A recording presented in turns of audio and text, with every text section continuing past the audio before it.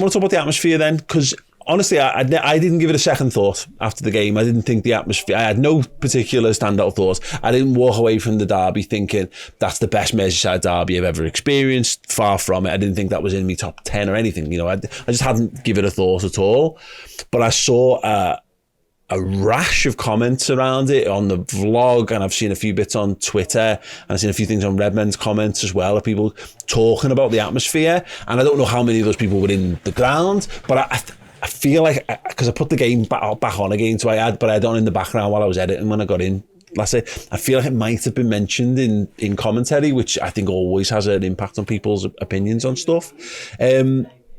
What do we think of the atmosphere? Sound, it was all right. Where I was pretty poor, to be honest with you. But by comparison to, all right, let me give it some background first of all. I'm normally in the Cop for these games. Yep. I ended up in the Upper Kenny for this one. I sit in the Upper Kenny for the Auto Cup scheme, so I know that block. Compared to what that normally is, it was a great atmosphere. Compared to how they were singing in the Upper Kenny. He was made up. Compared to how I normally experience a derby, a very different atmosphere, shall we say? But when I'm there, you know where the seat is. You're sort of 20 yards towards the away end, more than anything. So you can obviously hear the Cop, but you can hear the away end more because they're just closer to you. And 305 is the other side, you know, as well. So it's a little bit further away. It sounded like the Cop was fine to me by what I can normally hear from a Europa League game and all that. And obviously, you know, the cup games and stuff. But it was just a bit different for me. Thoughts, Carl? I think there was a period in the second half where it was quite subdued. Yeah. I thought up until Ashley Young got sent off, it was really good. I thought it was sound. We were going through songs. And actually, whilst nothing was happening during the game, all of my videos were just songs and chants. And Paul Scouser Tommy was really good. That was sung quite a couple of times, actually. Yeah. And then once Ashley Young got sent off, I think we had maybe 10 minutes left in the half.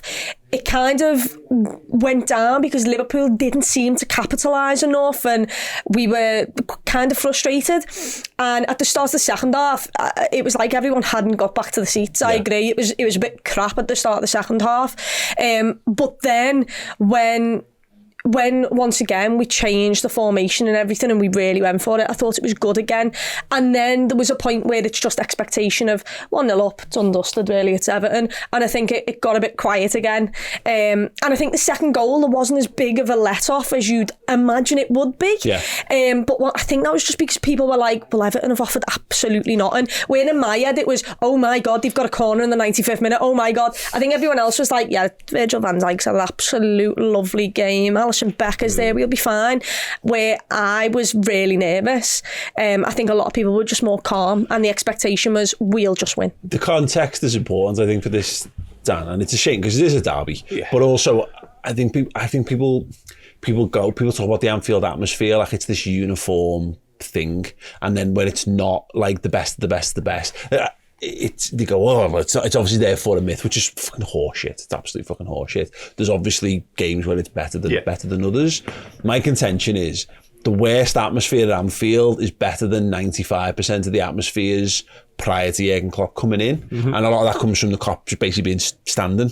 It's been people have stood almost exclusively for every game. More and more, it wasn't totally like that in the early years, but I think Chloe's point. The season we were going for top 4. That's when everyone started to stand up more. At the start of the season, not so much, but halfway through that, when there was something to fight for, that's when everyone. I remember people at that Middlesbrough game, a guy kicking off by me because there's people around me who wanted to sit down. And he was going, "Oh, fucking stand up!" And that I haven't seen anything remotely like that for years.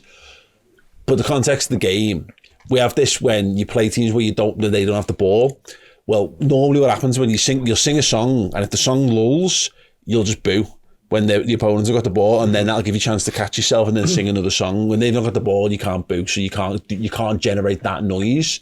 And Cody's about that weight of expectation. If it's 0-0, it was a little nervy and a little edgy, and I think the crowd got a little bit like that. But that gets forgotten. Game state is important. It isn't blanket noise from start to finish in lots of games of football. No, it's not. Of course, it's not. It wasn't exactly the blood and thunder of a derby that we've seen in the past either, was it? And the half-12 kickoff plays into that. Of course, it does. After international break, maybe a little bit as well. But I think personally, I've been to loads of games at Anfield, of course, but I think the expectation of what's going on in the game and sort of what's happening in front of you does sort of play into the atmosphere massively so. And if there ever is a sense of jeopardy, regardless of the opposition at Anfield, I feel like we do go again and we can rouse the players. I remember being at a West Ham game. I think Pablo Fornals gave them the lead, and all of a sudden Anfield was not quite Barcelona levels in terms of that night, but it wasn't too far behind. So the opposition and who we're playing against is a factor. But if Liverpool are in jeopardy and Liverpool might drop points, we go again. Anfield can, like they rouse itself up until that point. But for me,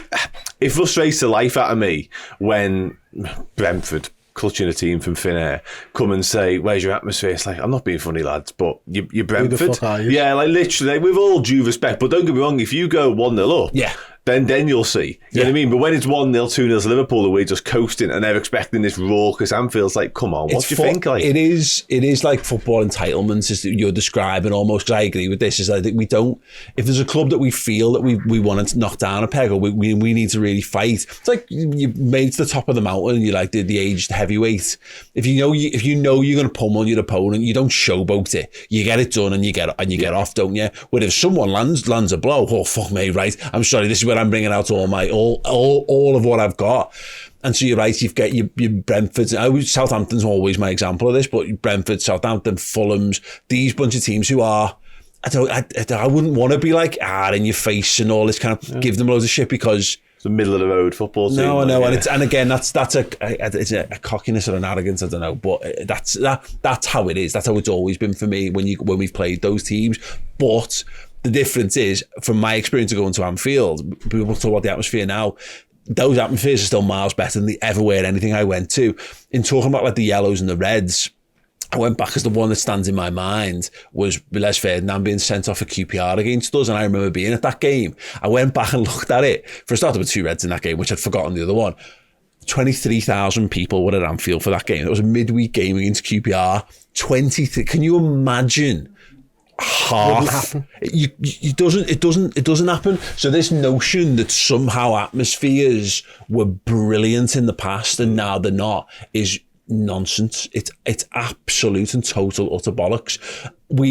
For those games that we're talking about, the ones that aren't, got loads of expectation on them, we never even used to fill half the ground, let alone create an atmosphere. You know, I used to sit with my dad in those seats up in the upper centenary, and I would know all the opponents' chants because you'd hear them all game long. You know, I'd find myself like humming along to them and not realising I was doing it. So yeah, I know I've seen a lot of people talking about it, but I'm not saying that was the best atmosphere I've ever been involved in. But the idea that there's any issue with the atmosphere at Anfield's horseshit, total horseshit. The atmosphere at Anfield might be different to everywhere else because it's very much like, when the players need us, that's when we show up. But if we think they're fine and, you know, the Saudis don't need us, then we'll sing our tunes, but we won't go all out. Leicester is another one. They literally, their fans gave us something to get angry at, and they gave us something, and when you give Anfield something and you piss them off, we will wake up and I don't care what you say. James Maddison turned around and said Anfield's the best atmosphere I've ever played in. He's playing for Spurs now. Everybody does. Exactly. There's no way these footballers who play all around the world in all different stadiums with all sets of fans, including international fans, where fans of Chelsea and fans of Arsenal all still go, like, enjoy England.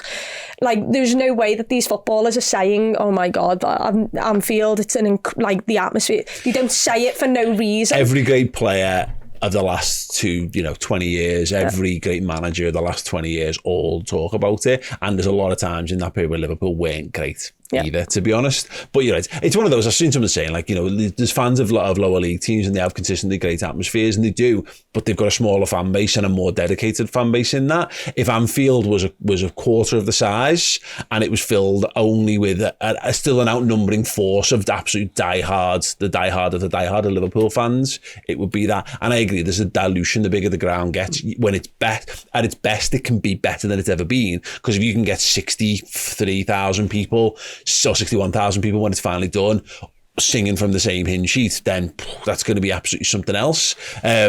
But yeah, the other thing is, we're in that weird part of the season, aren't we? Obviously, the expectation, everything that you've spoken about there was, I think, absolutely spot on, to be honest. But we're in that sort of crossover period with the team whereby we haven't got a Bobby Firmino song that we can sing anymore. There's no Sadio Mane song. Yeah. You know, Jurgen's asked us to stop singing I Feel Fine until after the game or the very end of the game. The Jota one's the only one that's sort of relevant at the moment that gets the ground going. And Ale, Ale, Ale, I don't know about you, I've always felt a bit weird singing it and not on European nights. Yeah. Never used to at the beginning, but there was a turning point, I don't know when it became a European chant for me. And so I think we're waiting for that big Szoboszlai chance or a moment from one of these players for us to be able to find this season's groove in terms of the songbook. That's right. Liverpool have got a huge songbook of songs, but you're right. When they go back to the base level ones, which is Fields of Anfield Road and Poor Scouts and Tommy, and the countless variations on chanting Liverpool, they're fine. They're all there. Everyone knows them, but they're not the ones. I mean, Fields of Anfield Road can be massive when it wants to be, and obviously LA's got its place, but you're dead right. You know, in our 2 or 3 years ago, you could rattle through half the players on the team had one, and they would all take equal place. We haven't even got Andy Robertson on the pitch. You know what I mean? Like, so like there's the one that he would have been like 6th or 7th down the pecking order for it. I don't think this Trent Alexander-Arnold one's very good, so that's not one that really catches fire. Van Dijk's a centre half. When their team does fucking nothing, you're not singing your song about your centre back, are you? And you're right. So this is our like the transition period out where Szoboszlai's going to get one at some point. You know, Nunes has got a chance. He'll get a proper song at some point, and then we'll have tons. I think that's a really good point. The thing is also we're in that position where we don't like. I think we're all hoping to be in a title race, but you can't say that you're in it. Yeah. And once it actually comes down to every single point matters because you know you're in that title race. At some point around Christmas, it'll switch if Liverpool are still up with Manchester City, and it'll be, lads, we've got to make this a cacophony of noise. You've got to make it a fortress. You can't, no matter if it's Brentford, if it's Fulham, if it's City, if it's United, every single game, the lads are going to need us, and at 0-0 we're going to scream and we're going to sing and we're going to chant, and it's all because there's something to lose, there's something on the line there. And right now I think we're in the middle of, are we in a title race? Could we be in a title race? But actually, you know, what are we doing? We don't have a DM, an out and out DM. Can this there's a lot of people who didn't expect Liverpool to be where they are right now. A lot of our fans didn't expect us to be in a title race. And once we finally understand out where everyone is closer to Christmas, that's when you'll realise if Anfield has a sniff that we might have a chance at a title, oh my God, move out the way, because you don't want to be in the stadium. It's the building blocks of the season, isn't it? Absolute building blocks.